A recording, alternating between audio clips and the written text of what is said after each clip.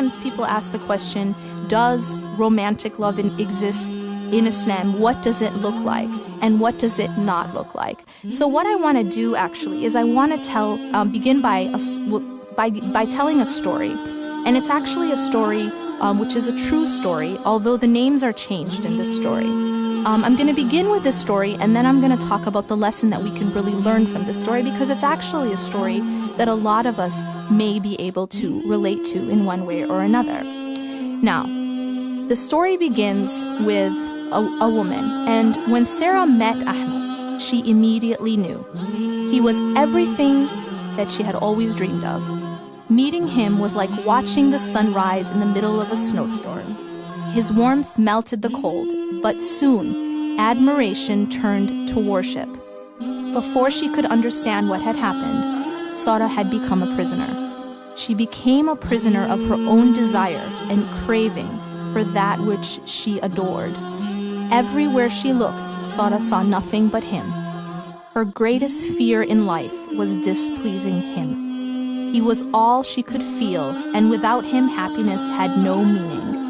Leaving him made her feel as though her soul was being peeled from her very being. Her heart was consumed with only his face, and nothing felt closer to her than him. He became to her like the blood in her very veins, and the pain of his existing without him was unbearable, because there was no happiness outside of being with him. But Sarah thought she was in love. Everything basically revolved around him. Her greatest fear in life was displeasing him, and she didn't know any kind of basically pleasure outside of being with him. Now, here is the irony. Sarah thought she was in love. Sarah had been through a lot in her life. Her father walked out on her when she was a teenager. She ran away from home when she was 16. She battled drug and alcohol addictions. She even spent time in jail. But all of the pain combined could not compare to the pain that she would come to know inside this new prison of her own making. Sarah became a captive inside her own desires.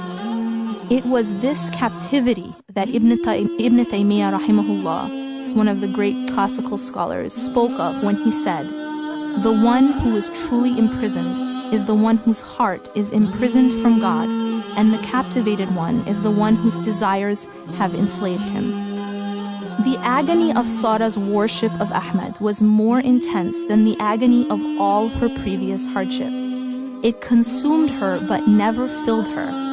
And like a parched man in the middle of a desert, Sarah was desperately pursuing a mirage.